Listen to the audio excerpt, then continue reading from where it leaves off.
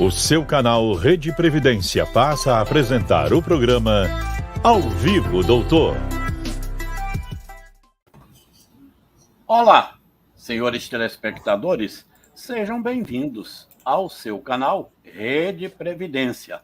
Se você ainda não é inscrito, peço que inscreva-se, ative o sininho, compartilhe e curta mais de 1.700 vídeos sobre Previdência à sua disposição. O programa Ao Vivo Doutor de hoje debate os destaques da portaria 1467/2022 para os regimes próprios de previdência social. E contamos com as honrosas presenças dos doutores Alex Sertão e Bruno Martins. E aqui junto comigo, a doutora Cirlei Rechetello, participando aqui da ancoragem deste programa. Portanto, sob a direção do doutor Ricardo Souza e trabalhos técnicos de Ícaro Moreira e Rosa Araújo, vamos ao nosso programa de hoje. Eu convido aos meus convidados, não é? Vamos trabalhar? Inicialmente, o doutor Alex Sertão, que é auditor de controle externo do Tribunal de Contas do Piauí, professor de regime próprio de previdência social, também autor de artigos em sites periódicos e revistas jurídicas nacionais, e uma pessoa sempre presente nos congressos Brasil afora. Já o doutor Bruno Martins é servidor público e advogado, autor de livros como A Nova Previdência dos Servidores Públicos e com mais de 50 artigos publicados sobre previdência em revistas nacionais e também em demais órgãos. Portanto, nós temos dois convidados extraordinários que já falamos sobre essa portaria 1467 no programa anterior, mas são tantas as dúvidas, são tantas as perguntas que os nossos telespectadores pediram que nós repetíssemos este programa. Aliás, repetíssimo não, né? Continuássemos falando sobre a portaria 1467. Não sei se esse programa vai dar, mas vamos tentar ser objetivos. Inicialmente, meu boa noite ao doutor Alex Sertão.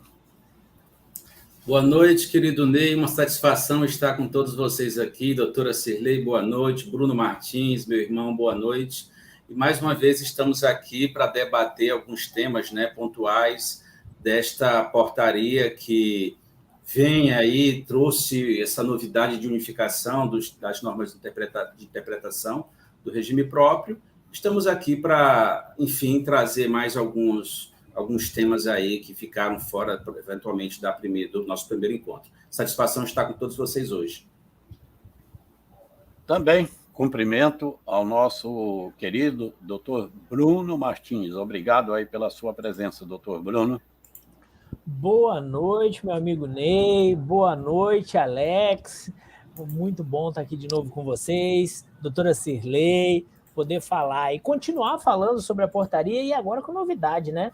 Nós temos até o RPPS na veia. Eu sou um telespectador assíduo do RPPS na veia, né?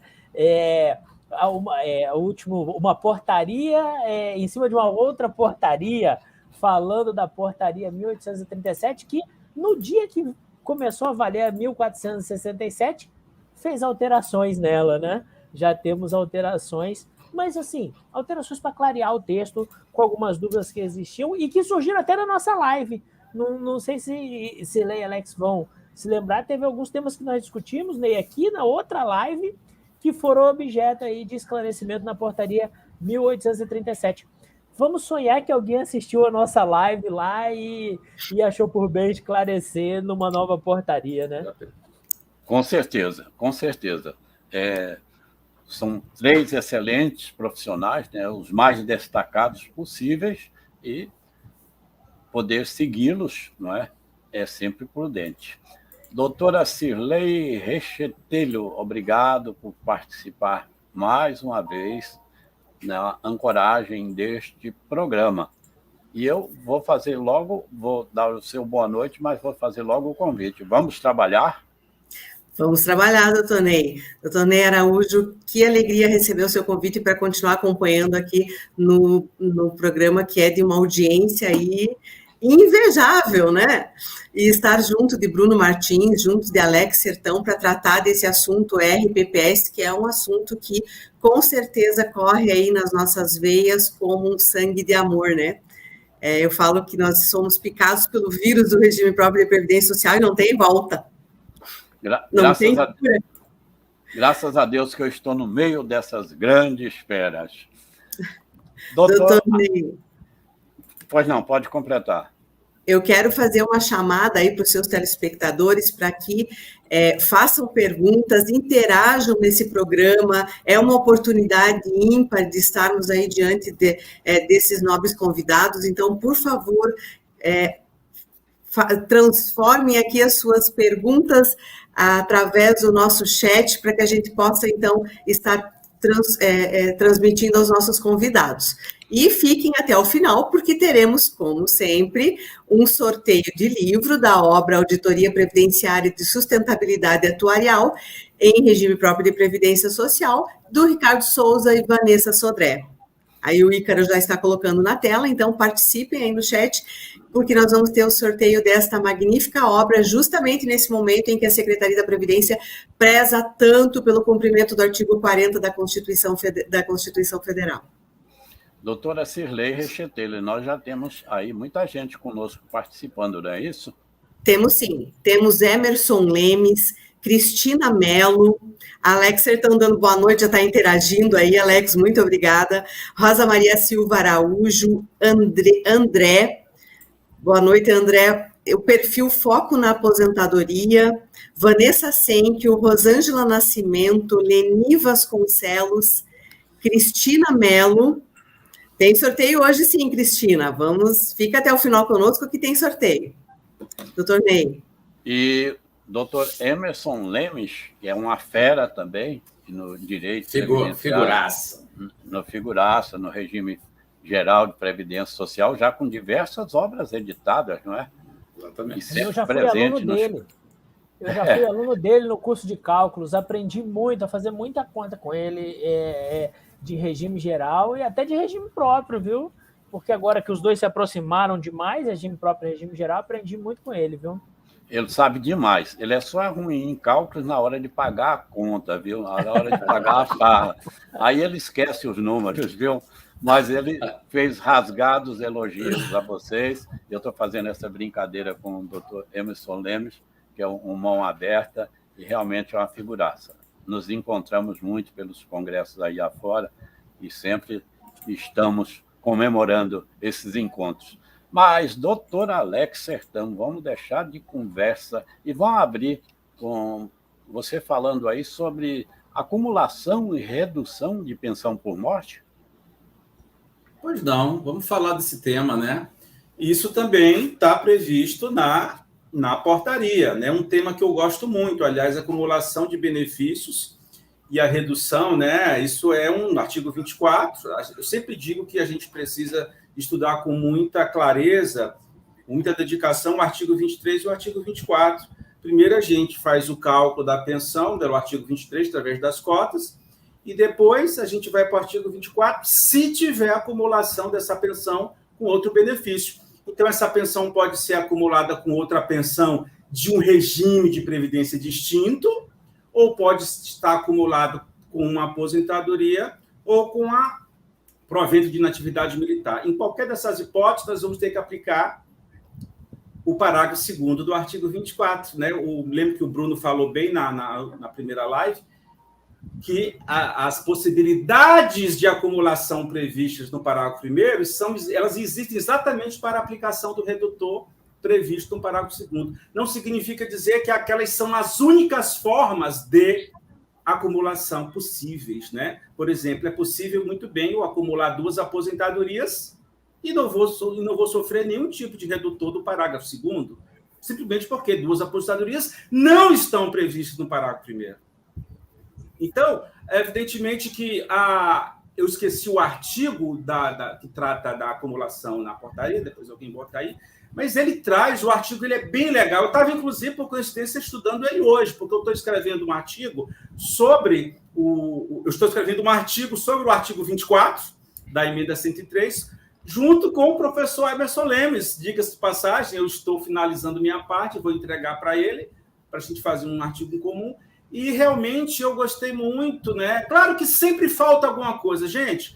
Portaria não é perfeita, ela não é completa, ela vai ser atualizada, como já foi, aliás, que o Bruno citou. Então, a verdade é que tem sim lá nos dispositivos na portaria, quando ela trata de acumulação de benefícios, para fins de aplicação dos redutores, ela traz umas explicações bem interessantes, né?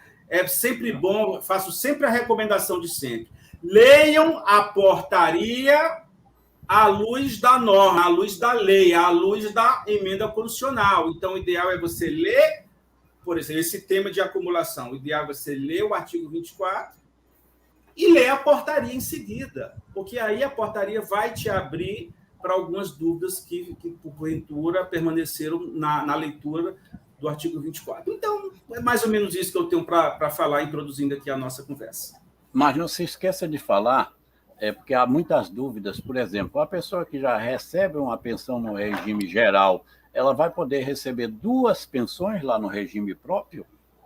Sim, se ela tem uma aposentadoria no regime geral e ela é casada com alguém que acumula cargos no serviço público, cargos acumuláveis na forma do artigo 37, obviamente que essa pessoa vai poder acumular a aposentadoria que ela já tem de regime geral com essas 2 pensões que ela passe a ter em razão do óbito do seu cônjuge, né? São 2 pensões absolutamente acumuláveis com a aposentadoria. Então, nós estamos falando de 3 benefícios, e aí, né, se essas pensões, se elas passaram a ser percebidas após a emenda 103, obviamente que ela vai ter direito a apenas uma das 3 para receber integralmente, e sobre as outras 2, de forma individualizada, de forma apartada, de forma separada, aplicar-se-ão os redutores previstos no parágrafo 2º.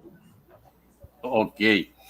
Doutor Bruno Martins, me fizeram a seguinte pergunta. O tempo especial convertido em comum pode ser cumulado com tempo especial para aposentadoria?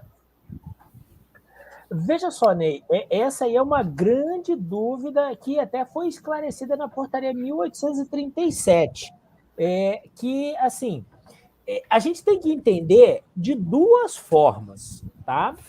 Porque também a gente não pode levar a ferro e fogo essa frase. Em que sentido? Eu posso acumular tempo comum com tempo especial para a concessão de uma aposentadoria especial? Não. Tanto é que a portaria 1837 veio clareando isso, né? Quando ela fez alterações para deixar, para dividir, né, o texto e deixar claro nesse sentido de que, olha, não, o tempo, você converte o tempo especial em comum e soma com o tempo comum para aposentadoria comum, vamos falar assim, né? E não para aposentadoria especial. Agora, a meu ver, nada impede que eu pegue um tempo especial, some com um tempo comum, inclusive convertido, para uma aposentadoria comum. Eu não vejo óbice nesse sentido, tá? Então, quando eu falo de somatório de tempo especial para comum, há vedação de aproveitamento desse somatório para uma aposentadoria especial. Mas para uma aposentadoria comum, eu não vejo esse óbice, até porque o tempo exigido é maior. Na verdade, se a gente for pensar naquele aspecto de adequação técnica, né, o servidor que fizer isso está tendo até uma perda, né? Vamos falar assim, seria melhor, de repente, ele converter todo o tempo especial e diminuir o tempo que ele vai precisar de contribuição para o benefício comum. Ok. Doutora Cirlei Rechetilo, por favor. Eu vou fazer aqui, nós temos a presença da Fabiana Amaral, do Previspa do Rio de Janeiro, Paulo Henrique Holanda, Jairo Cardoso, Hamilton Verlich. Hamilton Verlich é professor, é beneficiário do Lages Previ aqui em Santa Catarina, e é professor já aposentado e de uma atuação fantástica, ele está sempre aí atuando de forma ativa aí no Lages Previ. Que bom encontrá-lo aqui, professor Hamilton. E Dário Gonçalves Júnior, Mauricéia Maria. Boa noite a todos, sejam bem-vindos. Professor Ney, eu vou aproveitar que estamos falando aí dessa questão da conversão de tempo especial em comum. Quando veio a redação da portaria 1837, já no primeiro dia de julho, né? Começou a vigência 1467, já veio a outra para reparar algumas coisas que estavam faltando. E aí tem lá no parágrafo 5º a expressão, lá no meio dela, sendo vedada também a conversão inversa. Essa expressão aí que ficou bem no meio do parágrafo está causando um pouco de incerteza para as pessoas que estão atuando aí no ramo. Quem é que vai falar dela para nós? Eu posso dar minha opinião. Eu penso que ela fala exatamente aquilo que já existia antes. Não se trata de conversão de tempo comum e especial. É de especial e comum. Ela só repete isso, ela só ratifica esse entendimento de que não se trata, não se é permitido a conversão de tempo comum e especial, tá? Nós vamos tratar de conversão ao tema 942 e a portaria 1467 ela traz luz ao tema 942. E o tema 942 se refere à conversão de tempo especial em comum, exatamente. Você vai pegar um período em que você elaborou uma atividade que lhe prejudicou a saúde, e aí pode ser qualquer período anterior à reforma, você converte, aplica 1,4 para o homem, 1,2 para a mulher, e vai, evidentemente, jogar esse tempo, como o Bruno disse, somar ao tempo comum que ele já tem. Porque, veja bem, quando a gente fala de conversão de tempo especial em comum, nós estamos falando, ao final das contas, numa aposentadoria comum. Haverá uma aposentadoria comum, numa regra comum, só que com o somatório de um período que foi agregado ali, os 20%, 40%, exatamente como uma forma de compensação àquele cara que se submeteu a uma atividade que lhe prejudicou a saúde numa determinada época da sua vida laboral. É só isso. Por isso que eu disse, isso nunca foi tempo fixo, isso é uma espécie de, como disse, eu não sei quem foi que disse aqui na live passada, não sei se foi nessa live. Sim, foi. Foi nessa live, o professor Sodera, tem uma outra, não sei se foi o Bruno que falou, não me lembro, que ele tem uma outra denominação para essa... Ajuste técnico. Ajuste técnico. Inclusive, o Supremo tem um tema, né, onde ele afirma que esse tempo não é tempo ficto. Ele não considera... No próprio 942 ele fala isso. Então, o argumento principal do 942 é exatamente afastar esta visão de tempo fictício, que, na verdade, pelo amor de Deus, nunca foi. Doutora Cirlei, vamos acionar agora o doutor Bruno, por favor. Vamos sim. Bruno, vamos continuar aí no caminho da pensão por morte, a respeito da seguinte situação. Existe, então, a possibilidade de fazer acúmulo de pensão com benefício, existindo a possibilidade de redução do valor, né, do provento de menor valor. É óbvio que o segurado vai escolher, o dependente vai escolher o de maior valor e vai ficar com o de menor valor. O menor vai ser reduzido.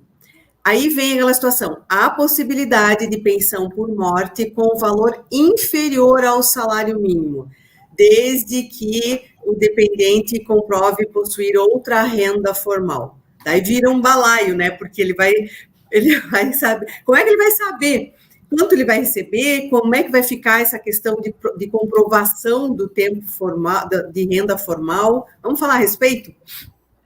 Vamos lá. É muito interessante esse aspecto, porque assim, ao longo da emenda, desde 2019, com a emenda 103, existia uma fala, né, de que, olha, esse dispositivo é inconstitucional, não deve ser aplicado, e, inclusive, é bom deixar claro que existem alguns, não é o meu caso, mas existem alguns que defendem que esse aspecto de que a pensão por morte inferior a um salário mínimo, quando houver renda formal, ela precisa estar na lei local, não é autoaplicável. Eu discordo.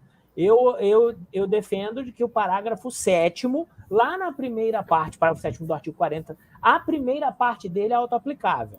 Na forma da lei doente, que está lá no final do parágrafo, se refere ao benefício de pensão propriamente dito, e não ao valor mínimo do benefício. Para mim, a primeira parte é autoaplicável, mas alguns defendem que se trata de norma que depende de inserção no texto local, né? Independente disso, existia aquela defesa da inconstitucionalidade da norma. Isso não se materializou porque é interessante, de forma interessante, nenhuma das ADIs que existem contra a emenda 103 discute isso, nenhuma delas trata desse aspecto da inconstitucionalidade dessa parte do parágrafo. Ela mantém o parágrafo, então vai rodar, e a portaria colocou ele lá como se, sem considerar a inconstitucionalidade dele, até porque não podia, já que não cabe à portaria afastar a norma inconstitucional, né? Teria que haver uma decisão judicial. E aí vem, como que a gente faz para fazer prova de renda formal? E aí está a grande confusão. Sempre que eu vou aos regimes próprios, inclusive há pouco tempo eu estive no Rio de Janeiro, no evento da Associação dos Regimes Próprios do Rio de Janeiro, e um dos itens que eu levantei sobre a portaria foi esse. O que é renda formal?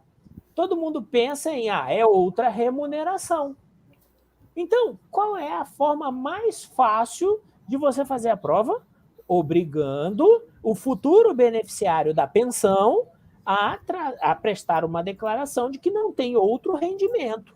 Ou, entendo, trazer, né, a comprovação desse outro rendimento, o que ele pode fazer com o lerite, enfim.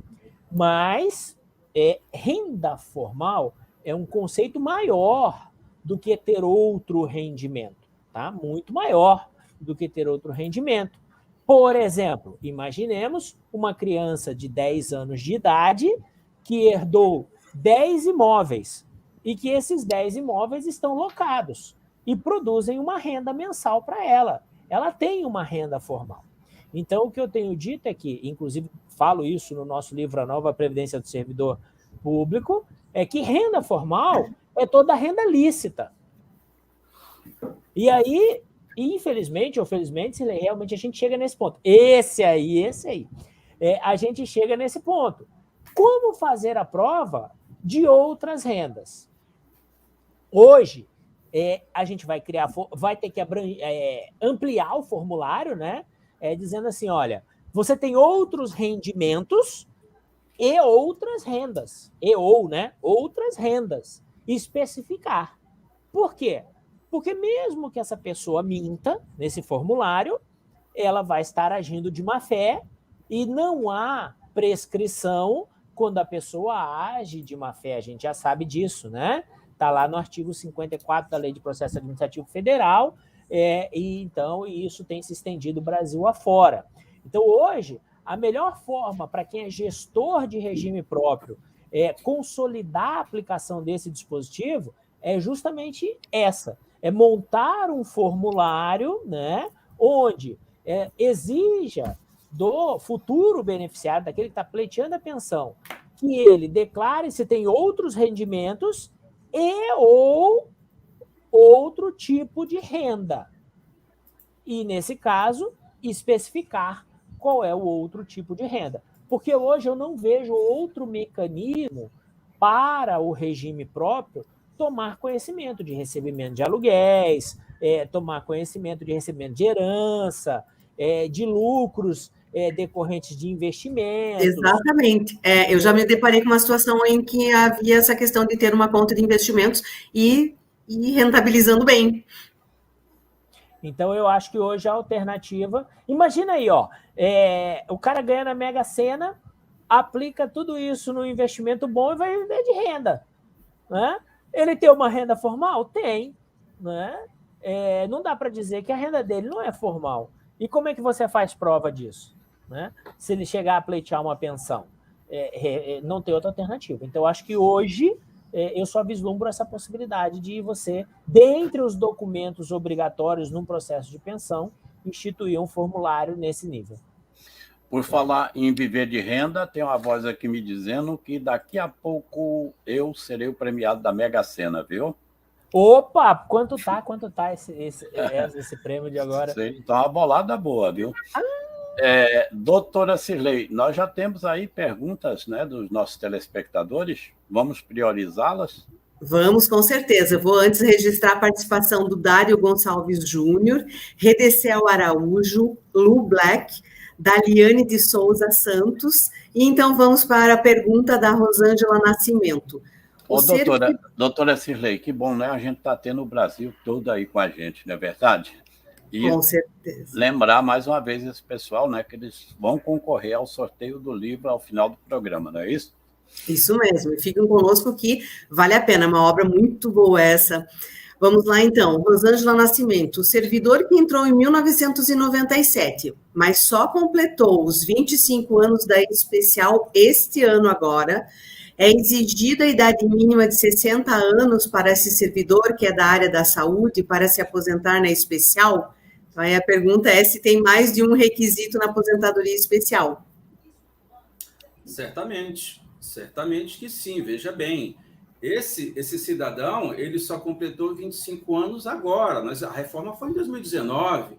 Então, se ele tivesse completado esses 25 anos antes da reforma, ele estaria se aposentando com base na súmula vinculante 33, artigo 57 da Lei 8.213. Seria isso, sem idade mínima. Como é que era que se aposentava antes? Artigo 40, como é que era o fundamento legal? Artigo 40, parágrafo 4º, inciso 3º, em concurso com a súmula vinculante 33, em concurso com o artigo 57 da Lei 8.213/91. Ponto. Essa era a regra com a qual esse servidor se aposentava até a reforma da Previdência, sem idade mínima, apenas precisando demonstrar que passou 25 anos submetido a uma condição que lhe prejudicou a saúde, integridade física, através de PPP, LTCAT, ou qualquer documento estabelecido ali na IN número 1 de 2010. Agora não, esse cidadão só completou 25 anos hoje. Nós estamos sob a égide de uma nova regra, que exige 25 anos e 60 de idade. Então, obviamente, na minha compreensão hoje, ela precisa ter a idade para poder se aposentar pela regra especial aí, artigo 10, esqueci o parágrafo 2º, inciso 2º, enfim, para poder se aposentar por essa regra. Muito bem. Doutor Bruno Martins, a pergunta agora é se, sem mandado de segurança e mandado de injunção, o RPPS concede aposentadoria à pessoa com deficiência?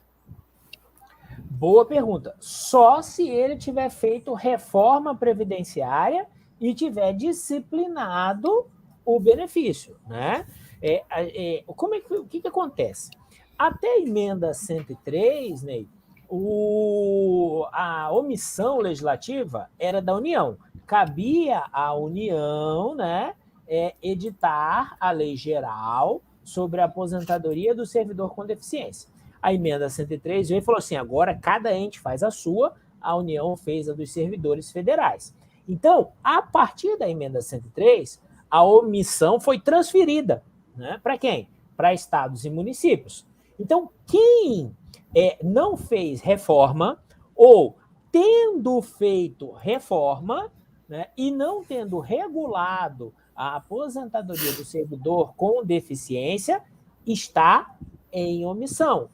E aí, nesse caso, é preciso que haja uma ordem judicial para que seja aplicada a legislação do regime geral para estes servidores. Só que aqui, Ney, eu queria fazer um parêntese muito específico e interessante que vale para o regime geral também, até onde eu sei. Se eu não me engano, o professor Frederico Amado, na sua obra, defende que com a mudança das regras constitucionais da aposentadoria especial, não há mais obrigatoriedade de instituição da aposentadoria especial. Porque agora fala-se que os entes federados, lá no parágrafo 4, diz que poderão instituir a aposentadoria. E não como antes, instituirão.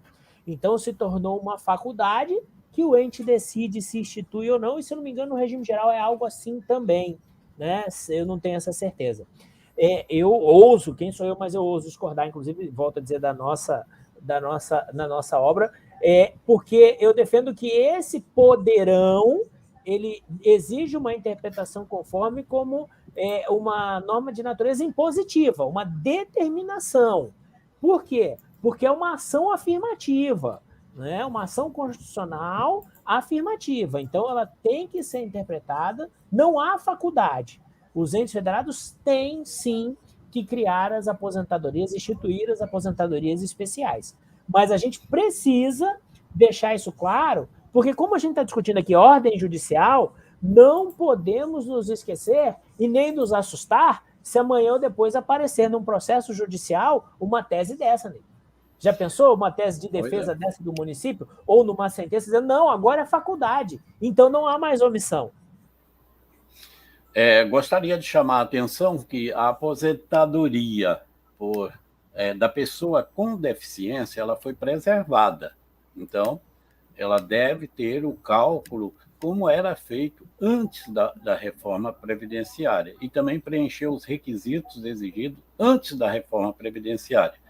E é uma aposentadoria que as pessoas ainda têm assim pouco procurado, porque o pessoal normalmente pensa, quando se fala pessoa com deficiência, pensa na deficiência física a ser um certo ponto mais grave. Não há essa exigência, né? A aposentadoria mesmo por idade pode ser qualquer tipo de deficiência.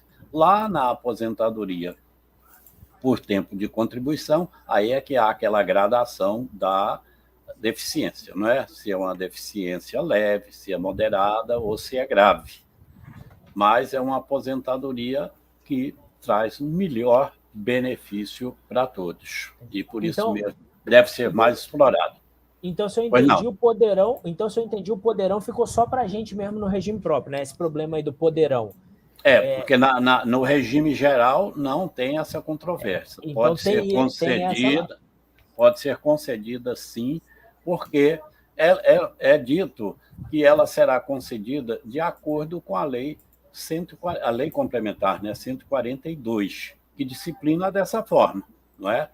60 anos de idade para o homem, 55 para as mulheres, 33, 29 ou 25 anos de contribuição para o homem, dependendo da deficiência ser leve, moderada ou grave, e 28, 24 ou 20 para as mulheres, dependendo da deficiência ser leve, moderada ou grave.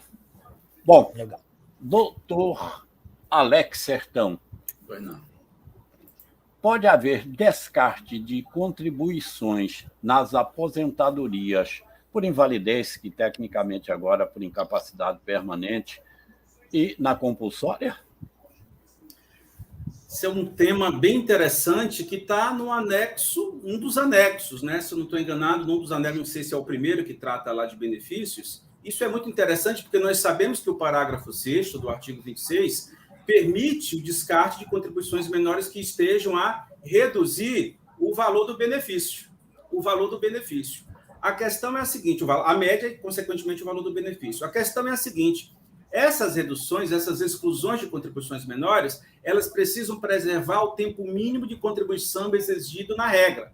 Mas que regra é essa? A regra voluntária, que exige 25 anos de contribuição mínimo para homem e mulher no regime próprio. Enquanto que no regime geral é 15 anos para a mulher, 20 para o homem, no regime próprio é 25 para ambos os sexos. Então, perceba, esse descarte de contribuições menores que estão a diminuir, a reduzir o valor da média, você pode descartar tantas quantas forem as contribuições menores, desde que você mantenha pelo menos 25 anos. Mas eu estou falando da aposentadoria voluntária. E como é que fica a aposentadoria compulsória e incapacidade permanente, que também são calculadas pela média? E lá não há a exigência de tempo mínimo de contribuição. Não há exigência de tempo. O tempo de contribuição nessas aposentadorias por idade, por exemplo, né, ou na incapacidade, ele é utilizado para proporcionalizar. É isso que é feito nessas aposentadorias.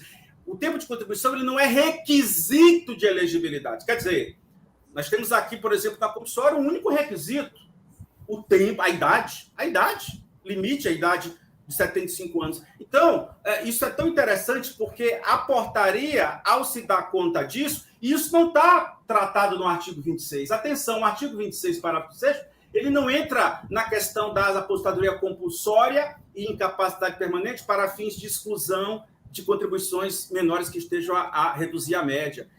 Ela é voltada para a aposentadoria voluntária. Estou falando do parágrafo 6º do artigo 26. Aí me vem a portaria e diz, olha, você pode aplicar a exclusão de redutores menos para a aposentadoria compulsória e para a incapacidade permanente. E aí eu quero trazer aqui uma tese que foi levantada esse final de semana. Esse final de semana eu estava em Santa Catarina, num congresso lá em Florianópolis, com o professor Marcelo Barroso. Ele levantou uma tese interessantíssima, exatamente tratando desse tema. Só para finalizar minha fala, que ele diz o seguinte, olha, presta atenção, vamos pegar a compulsória.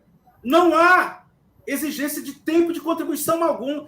Então, o cara lá tem uns anos de contribuição, ele exclui. Já que ele pode excluir, ele vai se apostar pela média, ele exclui todos os anos, tudo, fica com um mês. É como se fosse uma revisão da vida toda, praticamente. Ele fica com um mês, faz a média desse único mês, ele opta pelo único mês maior, o mês que ele contribuiu mais, faz a média. O que é a média de um mês? É o próprio mês, é o valor, é exatamente a remuneração daquele mês, e com isso ele se aposenta com um valor bem superior ao que ele se aposentaria se fosse fazer uma média normal, levando em conta todos os meses que ele verteu, desde julho de 2024 para frente. Então, quando o governo se deu conta de que na aposentadoria por incapacidade e na compulsória o servidor poderia excluir muito mais, porque lá não tem 25 anos, não tem exigência de 25 anos. Significaria o quê? Que ele poderia se aposentar com um baita valor, uma média bem elevada, né? E com isso eles colocaram essa trava na portaria. Acho que não sei se é o anexo 1, na portaria. Quer dizer, eles estão colocando uma vedação onde o próprio parágrafo 6º não fala, não desce esse detalhe. Então, assim, pela portaria não é possível, né, eu excluir contribuições menores nessas aposentadorias involuntárias, né, a compulsória e a incapacidade, somente, né, pela portaria, somente na voluntária, exatamente para proibir essa jogada aí, né, essa possibilidade de você excluir tudo, ficar com um mês, fazer a média de um mês e ir para a aposentadoria com um baita valor de provento. Consequentemente, essa extrapolação da portaria ela é inconstitucional, porque ela dá um passo. Eu sempre costumo dizer que a portaria não é perfeita. Portaria que dá um passo maior do que a perna, que dá um passo maior do que a lei permite, né? Então a gente tem que... Por isso que eu digo, vamos ler a portaria à luz da Constituição e da lei, para a gente ver no que, sempre fazendo a comparação ali, né? Aferindo o que a portaria pode estar extrapolando. Alex, Doutor... mas é importante lembrar que esse descarte, ou essa substituição aí das contribuições menores pelas maiores, só vale para aqueles que fizeram reforma, aderiram às regras da União, ou então para os federais, porque tem muitos RPPS de municípios que ainda não fizeram, e aí o servidor está vindo lá perguntar se pode fazer também, né? Então fica bem claro que é só para aqueles que fizeram a reforma, né? Concordo. É isso mesmo, doutora. Tem que fazer a reforma e adotar esse critério de cálculo aí. Concordo. Doutora Cirlei, nem tudo são flores na portaria 1467. Bom... Não são. Vamos trabalhar, doutora Cirlei? Doutor Ney, temos aqui Ramos Silva, de Cumaru, Pernambuco. Olha aí, Pernambuco. O Emerson Lemes fazendo, não quer pensão, não, nós vamos sair desse caminho para ficar tranquilo. Doralice Rocha Passos. Rosângela Nascimento agradeceu pelo esclarecimento aí da pergunta. E cadê aqui? O perfil Foco na Aposentadoria está também participando aí ativamente nos nossos questionamentos. Cristina Mello. E o Emerson Lemes está aqui. Vamos começar a ler todos os seus comentários aqui. Doutor Ney, posso fazer uma pergunta aí com relação a essa questão aí, já que estamos falando em substituição de tempo de contribuições, aliás? Pode, deve e nos premie com a sua Muito sabia. bem. Então, nossas andanças aí para os RPPS, nós temos, então, aqueles que estão querendo fazer a substituição, tirar uma contribuição menor e colocar uma maior, assim como também nos deparamos com aqueles que querem somar contribuições de cargos acumuláveis ou então de não acumuláveis. Na média. O STJ diz que pode, né? E aí, tá aí nosso amigo Emerson Lemes, né? Que tem uma obra sobre isso, sobre atividades concomitantes, né? O STJ, recentemente, eu não vou, acho que é o tema, eu não lembro se é o 1057, eu não lembro exatamente o número do tema do STJ, onde ele entende que você pode averbar tempo, ou melhor, no caso de tempos concomitantes, você pode computar para efeito de cálculo do benefício o salário de contribuição, que não tem aquele mínimo. Em tese, inclusive, eu já discuti isso em outras... Tema 1070, ele está falando aqui, né? Doutor Bruno, inclusive, não é, existe a lei 1846, né? Então, depois dessa lei, 13.846, aí, na lei, está expressamente dito que deve haver a soma, não é? Porque essa discussão já vem aí há décadas, não é? Então, a lei 3.842 diz expressamente que deve haver a soma das contribuições. E aí, o que acontece, né? Eu estava numa discussão, até numa outra live há algum tempo, e eu levantei justamente esse questionamento, Cirlei. Será que o tema 1070 não se aplica ao regime próprio também? E vice-versa, tá? Ao regime geral, quando você leva o tempo de regime próprio? Por quê? Porque se você pegar o parágrafo 9º do 40 e o 9º e 9A do 201, ele fala que o tempo de contribuição é utilizado para a aposentadoria. Ou seja, hoje nós não podemos, e até falava isso ontem, não dá para dissociar a concessão de benefício de proventos. Eu nunca vi você falar assim, olha, eu pedi aposentadoria, mas não pedi proventos. Não tem isso. É automático. Tem uma automaticidade. Então, quando você pede aposentadoria, automaticamente você está pedindo os proventos, né? Então, dentro dessa proposta de que você leva para a aposentadoria, você tem que levar para todos os efeitos. Então, há essa discussão, sim, e eu acho que o tema 1070, óbvio, ainda estou fazendo uma análise dele, e até pisei no freio dessa análise, porque, assim como a revisão da vida toda, né, foi para o Supremo, então, agora nós temos que aguardar o que o Supremo vai falar sobre o tema 1070, se vai falar, porque se não vai chegar lá no plenário virtual faltando meia hora para acabar, e vai suspender tudo e levar para o presencial. Mas hoje é algo a se pensar, sim, para o dia a dia de quem está na advocacia, independente de portaria, né? Porque, como disse o Alex, às vezes o passo é maior do que deveria, né? E aí a gente tem que pensar sobre o enfoque constitucional. Se o parágrafo 9º do 40 e o parágrafo 9º e 9A do 201 não nos permitiria também estender a tese fixada no tema 1070 para os tempos averbados, de regime próprio no regime geral e vice-versa, incluindo-se aí os tempos de sistema de proteção militar, que agora nós não podemos esquecer. Toda vez que a gente fala de averbação de tempo, tem o tempo militar também, que agora está em separado. Doutora Cirlei, vamos botar o doutor Alex para trabalhar?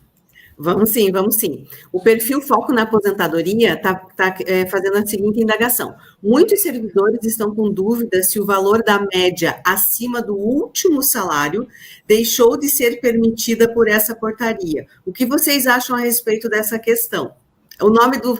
Descobri, doutor Ney, já do nosso último programa, Foco na Aposentadoria, o nome é Pedro. Muito bem, eu quero mandar um abraço para o Pedro, né? Fizemos uma live, tá, com umas 3 semanas atrás, né? O Foco na Aposentadoria, foi bem legal, falamos da migração, falamos dessa janela de migração que vai até novembro aí no Funpresp, né? Na União, bem interessante, com um benefício especial muito menos vantajoso do que o anterior, né? Que agora o TT é de 520, então, unificando homem e mulher, fica bem complicado você migrar com esse benefício especial com um valor menor agora. Mas, muito bem, a pergunta dele é interessante, e eu digo o seguinte, veja só, ainda é controverso que a emenda 103 possibilitou que a média possa superar a atual remuneração, a última remuneração, valendo como aposentadoria, como provento para a aposentadoria. Eu defendo a tese que sim. Eu defendo a tese, quando eu leio o parágrafo 2º, atenção, onde é que está a chave desse problema, na minha opinião? Parágrafo 2º do artigo 26 da emenda 103. Quando o parágrafo 2º diz que se o servidor tiver pelo menos 20 anos de contribuição, ele já garante 60% da média calculada no caput e vai agregando 2% a cada ano que ele tiver de contribuição, além desses 20 anos, para mim, o céu é o limite agora. Para mim, esta média pode subir a tal patamar que ela ultrapassará a atual remuneração. E aí eu chamo todo mundo à reflexão, que é a seguinte, isso é uma opinião muito particular, é controverso. Eu compreendo que se o servidor ficar por muito mais de 40 anos, nós sabemos que com 40 anos ele só garante 100%. Pessoal, quem ficar... O artigo 26 é o seguinte, quem contribuir por menos de 40, perde o jogo. Quem contribuir por 40 anos, empata o jogo, porque é só 100% da média. E quem contribuir acima de 40, começa a ganhar o jogo. Vocês estão entendendo como é que é? É uma explicação bem lógica, bem fácil de entender a nova sistemática de média. Então, perceba, eu costumo dizer que tem que haver uma premiação ao maior esforço contributivo. Essa sistemática do parágrafo 2º do artigo 26 premia quem se esforçar mais. Quando ele diz que agrega 2% por ano, eu estou dizendo que se o cara ficar 50 anos, ele vai ter direito a 120% de média. Ponto.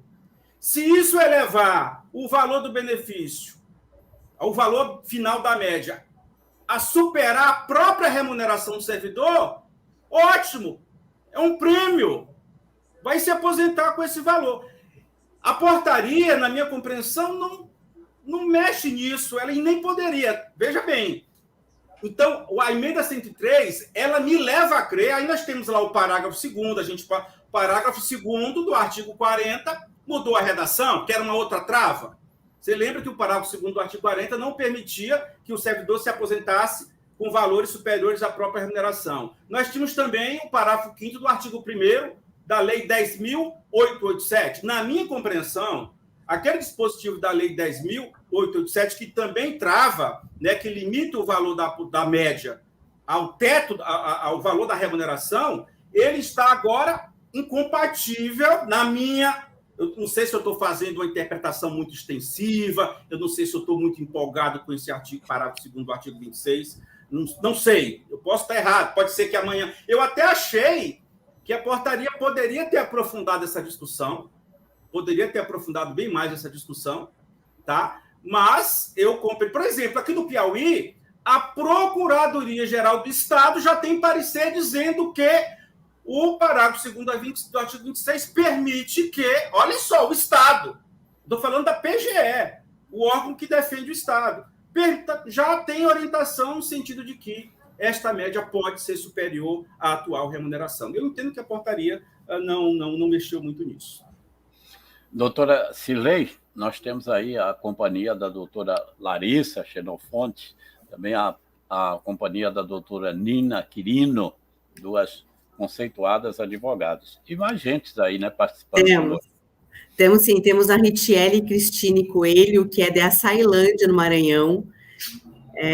Temos a Cristina Mello, que o senhor citou, temos ainda aqui Marcos Léo Marques, que está fazendo um questionamento, vamos colocar o do Marcos Leão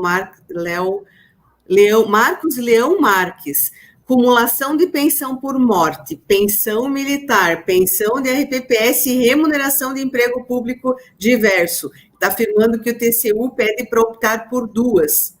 Então, vamos lá, tem pensão militar, tem uma pensão no RPPS e tem a remuneração de emprego público. E agora? É porque a Lei 8.112 diz que não pode receber mais de 2 pensões. Várias leis de regime próprio trazem essa previsão, inclusive já tem algum tempo que eu até escrevi um artigo que eu entendia que esse tipo de previsão, inclusive, estava revestido de inconstitucionalidade. Por quê? Vou citar um exemplo até que eu coloco no... Primeiro porque a gente tem que lembrar que a pensão é um benefício derivado, né? Ele é derivado de quê? De uma remuneração ou de uma aposentadoria, né? Então, não é um benefício autônomo. Segundo, porque a acumulação de pensão, ela decorre naturalmente da acumulação de vínculos ou da acumulação ou do fato de você ter graus de parentesco. Então, vou citar o mesmo exemplo que eu citei lá no artigo. Imaginemos que você tem uma criança de 12 anos de idade que é filho de 2 professores com 2 vínculos cada um, ou com 2 cadeiras, dependendo da região do Brasil. Cada um fala aí de uma forma, né? 2 cadeiras, 2 vínculos, o que é muito comum. Hoje é muito comum um casal de professores com 2 vínculos. Os 2 falecem no acidente de carro, né? Aí os 2 servidores federais. Não vai gerar 2 pensões? Não vai gerar as 4 pensões? Vai gerar 2. Por isso que, para mim, há uma inconstitucionalidade nesse tipo de previsão, em que pese a gente saber também que tem o tema 921, que alguns querem aplicar também para as pensões, né? Mas eu acho que a gente precisa, e aí a interpretação conforme nesse ponto ela é muito salutar, saber separar as coisas. Nesse caso, onde você já tinha uma criança que vivia da renda de 4 remunerações, decorrente de acúmulos constitucionalmente autorizados, de um matrimônio, de um vínculo familiar, você chegar agora e dizer que não pode, com que embasamento constitucional vem essa limitação? Mas hoje, essa opção, ela encontra fundamento onde? Na própria 8.112 e no tema 921, por isso que tem esse caminho, ou melhor, essa exigência, né? Pois é. Muito bem. Doutor Alex Sertão, quem tem aposentadoria especial pode retornar ao serviço público? Pode.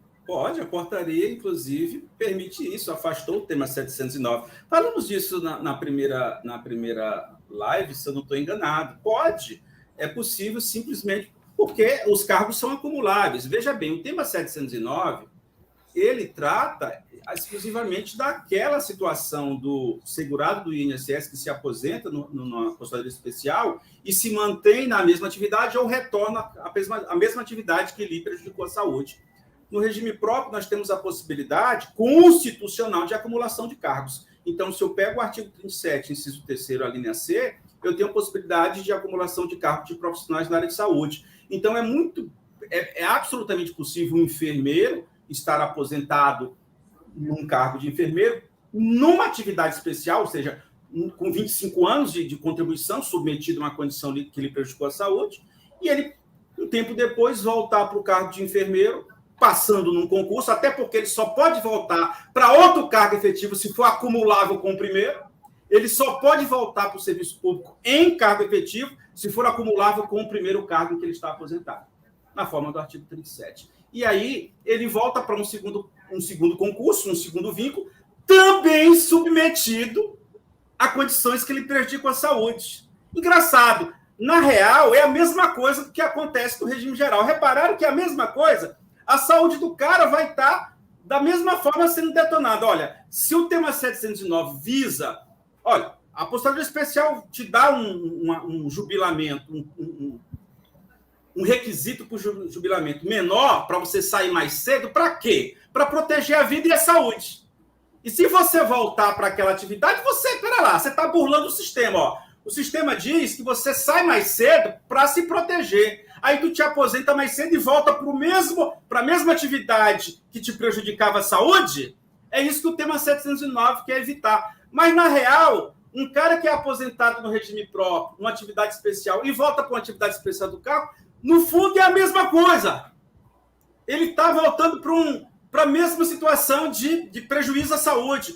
Só que nós temos uma Constituição que fala, mas os cargos são acumuláveis. O parágrafo 10 do artigo 37 diz que ele pode voltar ou em cargo eletivo, ou em cargo em comissão, ou em cargo acumulável, como é o caso que eu estou te falando. E vem a portaria e categoricamente diz, ó, tema 709 não se aplica aqui, ponto. Então, se é assim... É por isso que uma das grandes críticas que se faz após a reforma da Previdência é a estipulação de idade para a aposentadoria especial. Né? Doutor Ney, eu peço licença para fazer para continuar aqui uma abordagem na fala do Alex. Eu só não recordo se foi no nosso programa do RPPS ao vivo com o Alex Albert ou foi no do senhor no RPPS da quarta-feira retrasada, né? Que nós estivemos juntos. Dia 6. Dia 6, exatamente. Em que o servidor aposentou pela especial da súmula 25, da súmula 33, com 25 anos, e agora está requerendo administrativamente a mudança para o tema 942, pedindo a conversão. Para quê? Para que daí ele tenha o benefício calculado com a última remuneração e com paridade, porque aí ele vai aproveitar o sexto da 41, o terceiro da 47. Interessante. É interessante essa situação, porque eu queria comentar rapidamente isso aí. Olha só, até 2020, o Supremo não tinha julgado o tema 942. Até 2020, o entendimento é de que conversão de tempo especial e comum era tempo ficto. Ninguém podia fazer nada. Quantas pessoas foram prejudicadas porque não puderam converter? Quantas pessoas poderiam ter se aposentado com regras de transição anteriores à emenda 103? Ninguém quer se aposentar por essa emenda 103. Vide essas duas regras de transição, pontos e pedágio, terríveis. Por exemplo, a regra de pontos só vai te garantir integralidade e paridade se você tiver 65 anos de idade, o homem, e 62 mulheres. A regra anterior, por exemplo, para uma mulher, a regra do artigo 6º, bastava ela ter 55 de idade e 30 de contribuição, e os demais requisitos, ela se aposentava com integralidade e paridade. Então, para mim, a grande mágica do tema 942 é exatamente isso, doutora Cirlei. E eu acho até, eu sempre digo isso, a gente tinha que ter celebrado o tema 942 com muito mais ênfase do que nós celebramos. Porque, na minha compreensão, veja só o que eu estou falando, essas apostadorias que já foram concedidas, inclusive homologadas por Tribunal de Contas, elas são, por exemplo, se ela se aposentou pela súmula vinculante 33, ela se aposentou pela média. Ela se aposentou pela média. E ela tinha direito a um artigo 6º se ela tivesse tido a oportunidade de converter tempo especial em comum. Teria direito a uma regra anterior à reforma. Então, eu penso que o tema 942 e mais, o Supremo, eu jurava que o Supremo fosse fazer ressalvas quando julgou os embargos de declaração do tema 942. não ressalvou nada, manteve o mesmo texto da tese firmada. Eu pensei que eles fossem, não, mas não vale para isso, quem já está aposentado não mexe. Eles não fizeram nada. Então, a compreensão que eu tenho, eu estou sendo, mais uma vez, eu não sei se eu estou feliz demais e com a cabeça bem aberta, mas eu compreendo que é possível fazer muita coisa com o tema 942. É isso aí, doutor Alex Sertão. Doutora Cirlei Richtelo, acabei de lhe dar uma informação errada.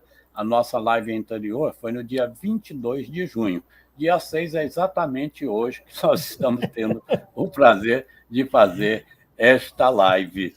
Mas soou aquela musiquinha dizendo, olha, chegamos ao final da nossa live. Quem acredita? Nossa, já.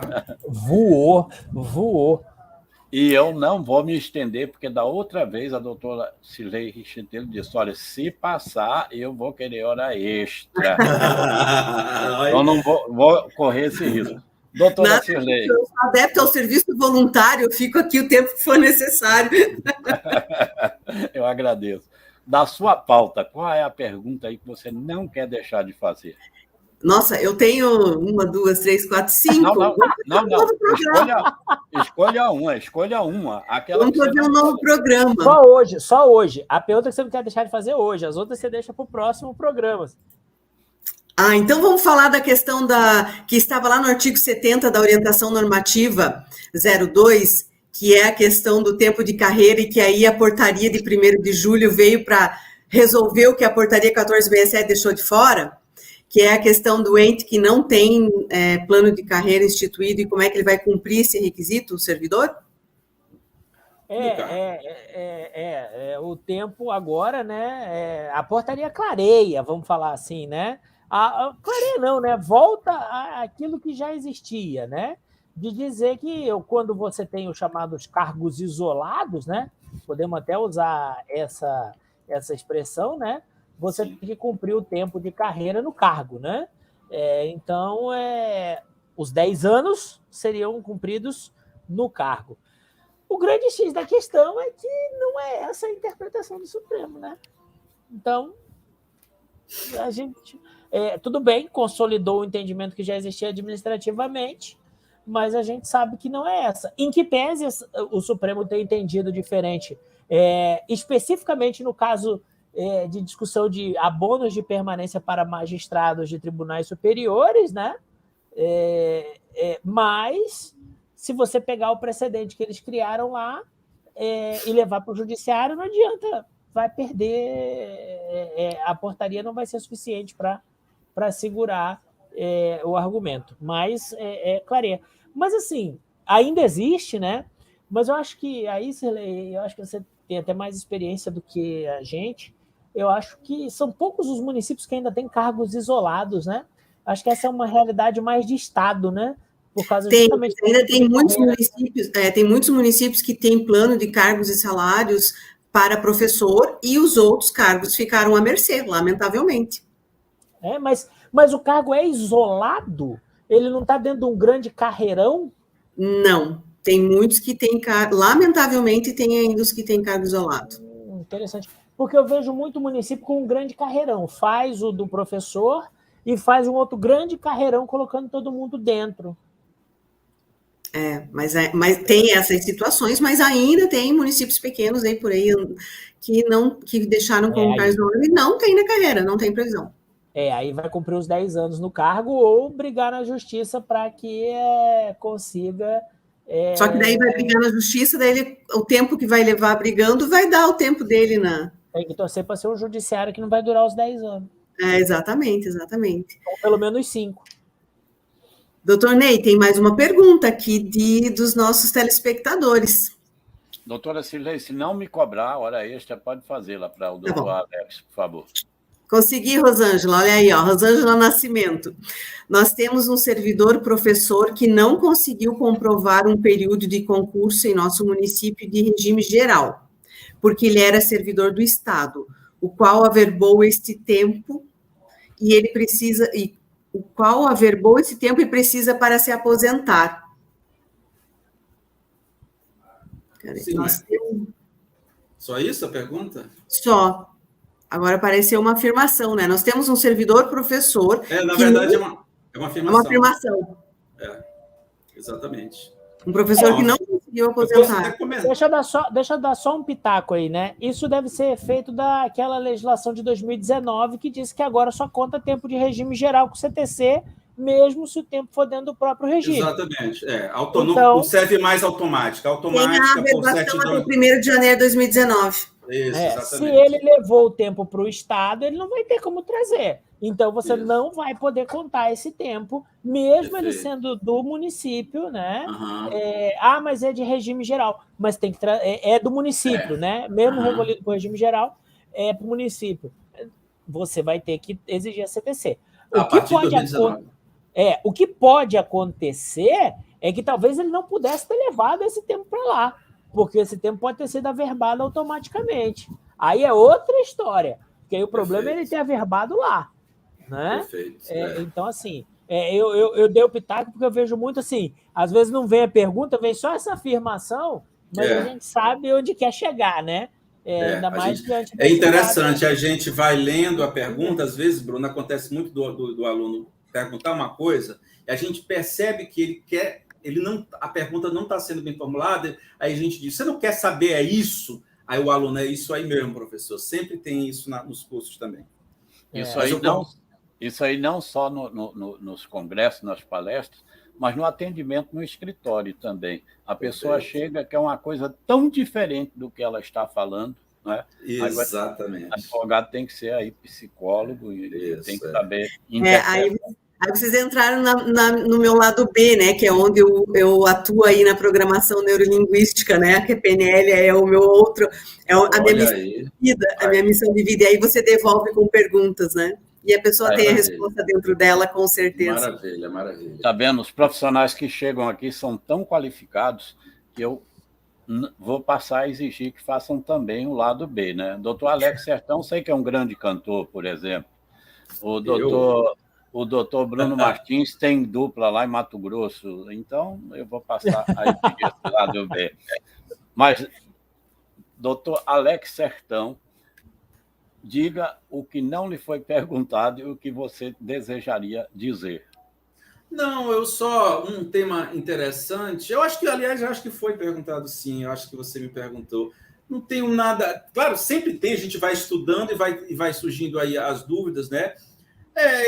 Tá faltando ainda, eu confesso aos senhores que eu preciso estudar a parte de equilíbrio financeiro atuarial, investimento, toda essa CRP, né? Nós tivemos, né, uma novidade interessante, tivemos até o dia 30 de junho desse ano, até uns 6 dias, hoje é dia 6, então 6 dias atrás nós tivemos a data final para que os municípios pudessem ali ter direito a parcelar em 240 meses, a portaria bem tratou disso também, né? Desde que tivessem ali confeccionadas aquelas alterações pedidas pelo artigo 115 do ADCT, com redação da emenda constitucional 113, né? O prazo final era até 30 de junho, então há poucos dias atrás. Quem fez as alterações vai poder parcelar débitos, né, junto à Previdência por até 240 meses, não aqueles 60 meses que estão previstos na emenda 103. Então, seria uma coisa bem interessante, que é sempre bom a gente também tratar. De vez em quando, eu belisco essa área, viu, doutora Cirlei? Essa área da questão do equilíbrio financeiro atuarial é bem interessante, gosto muito. Outro tema que eu adoro falar é a extinção de regime próprio de previdência social.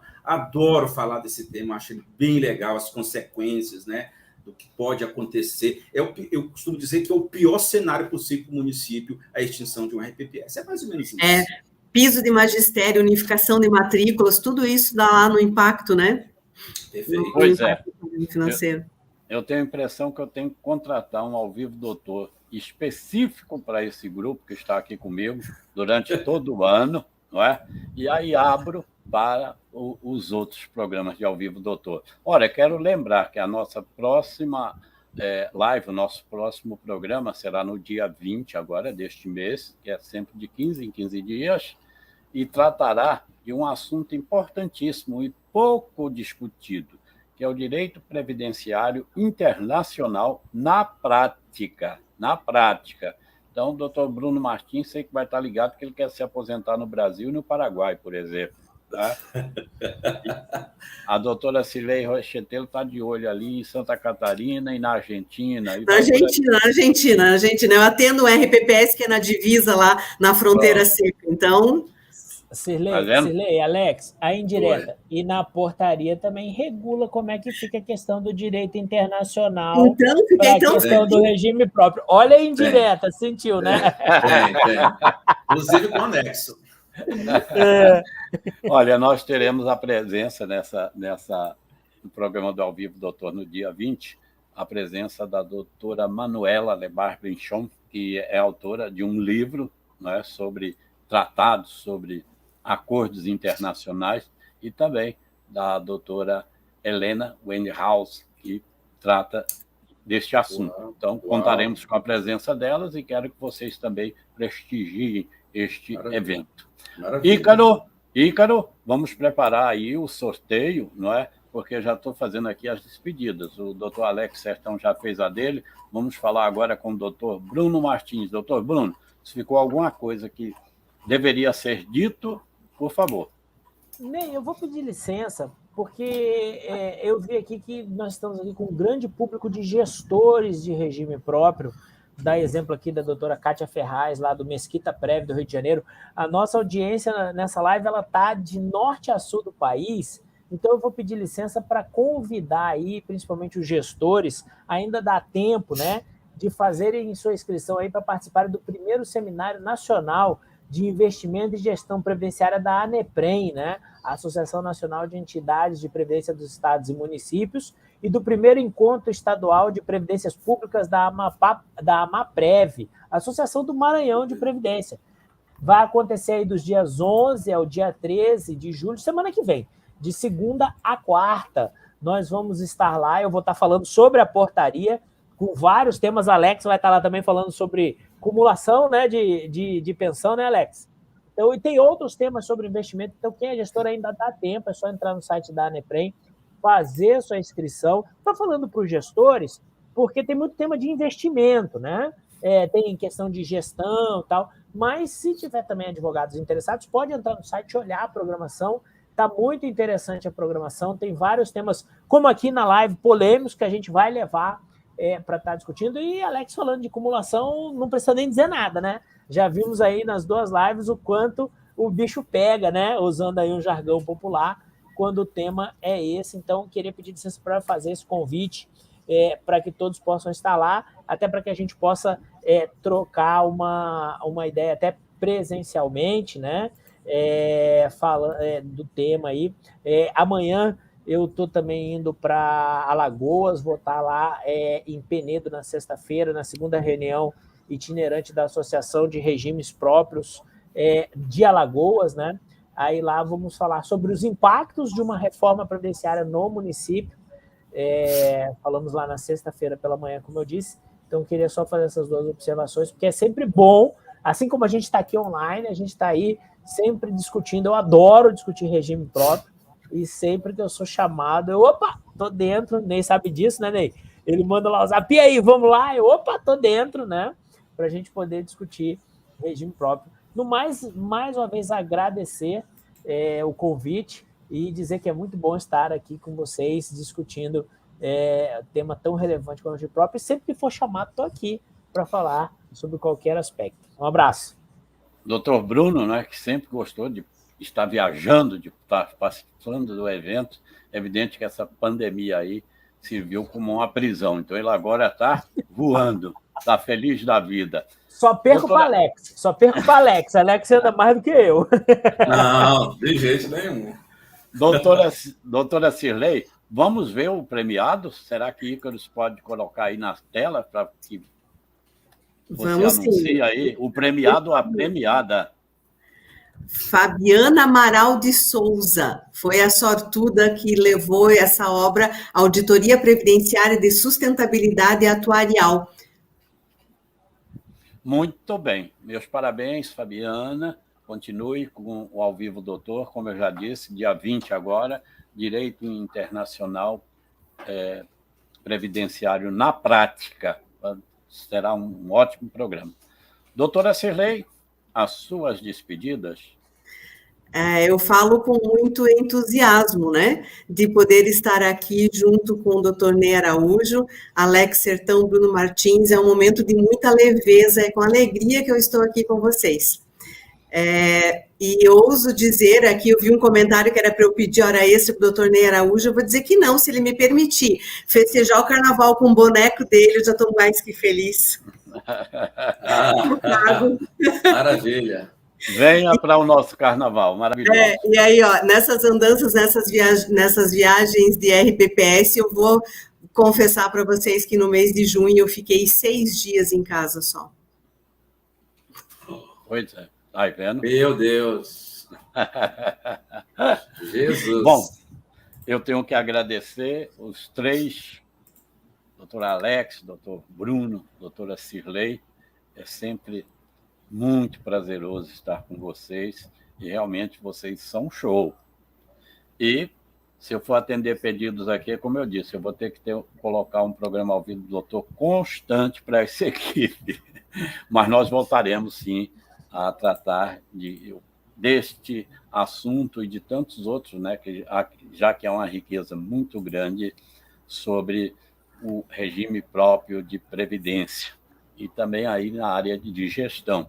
Então, voltaremos sim. Quero agradecer a esse público maravilhoso que sempre nos prestigia, que sempre está conosco, que sempre nos apoia. O canal Rede Previdência existe justamente para atendê-los. E o slogan do canal Rede Previdência é: Canal Rede Previdência, aqui é o seu lugar. Então, agradeço a todos, continue com todos, agradeço o nosso diretor-geral, doutor Ricardo Souza, o Ícaro, super competente, né, doutora Cirlei Recheteiro, que a gente perturba todos os dias, ele está aí. Com certeza, né? Prontamente. As nossas pernas aí. Doutora Rosa Araújo, que está aqui com inveja, que o doutor Bruno Martins vai lá para a terra dela, o Maranhão. E Penedo é uma cidade muito boa também, em Alagoas, doutor Bruno, ela tem aquela parte antiga, histórica, é muito bonita, assim, de frente para o Rio São Francisco. Então, vai ser um trabalho passeio gostoso, tenho certeza. Bom, mais uma vez, agradecer a todos e desejar que tenha uma feliz semana e até a próxima, se Deus quiser. Um abraço. Até logo.